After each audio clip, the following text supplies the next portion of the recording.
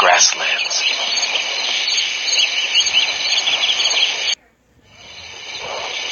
Hi, I'm Leslie, and this is Grandpa Joe. We live in a type of grassland called a prairie.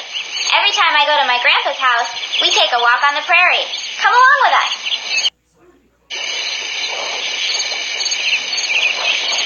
Look, there's a monarch butterfly on a butterfly milkweed plant.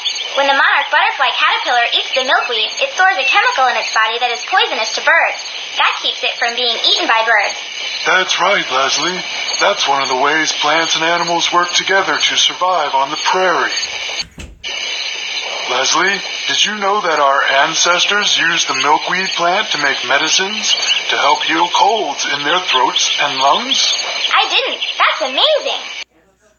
Grandpa, are all grasslands prairies? No, a grassland is an ecosystem that has more grasses than trees or bushes. Our prairie is a temperate grassland. That means we have times of little or no rain, and freezing winters and hot summers. The plants and animals that live here have special ways to protect themselves from the climate. How is that?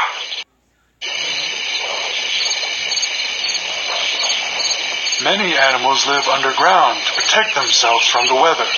These plants have long roots so that they can find water when there is little or no rain. Also, long roots help to stop them from being torn out of the ground when the wind whips across the prairie. Some roots can grow as deep as 5 feet. Wow, that's taller than me. What is another kind of grassland? There are also tropical grasslands. They are found closer to the equator where it is hot all year. They have some trees growing on them. It also rains for months at a time, followed by no rain. Oh, like an African savanna. We learned about Africa in school. I'm happy to see that you have a respect for the prairie. Grasslands are one of the most endangered ecosystems in the world. Really? Why are they endangered? Grandpa, can you explain why the grassland ecosystems are in danger? Of all the ecosystems, grasslands are the rarest ecosystem in North America. Really? Why? This land was very different before the pioneers settled here. Herds of bison and antelope roamed the land. Almost all of the natural prairie has disappeared, and now the land is covered with farms and cities and towns. But don't the farms feed people? Yes, the prairie's rich soil helps to feed the world, and that is important. But we are losing native plants and animals for farms and cities. It's important to save native plants and animals. They are part of the prairie's life. Besides, you never know what medicines or cures for diseases might come from a plant or animal that lives on the prairie. See that red poppy over there? The drug codeine, which is added to common pain medicines, comes from a poppy plant. What about grasslands in the rest of the world? Are they in trouble too? Yes, it's sad, but grasslands are in trouble in other places around the world. Grasslands in some parts of Africa, the Middle East, and Asia are being overgrazed. This means that the grass can't grow fast enough to feed the animals. When this happens, the land often turns into a desert. Grandpa, I just had a thought.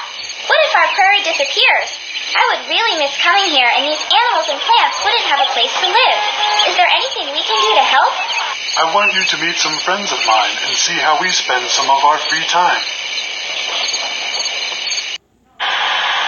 Let's go see what people are doing to restore prairie lands. They want to make sure their children will know what the prairie used to look like. This is exciting. This land looks really sad. Do you think we can really restore it? Well, it will never return to what it was like when this land was all one big wild prairie.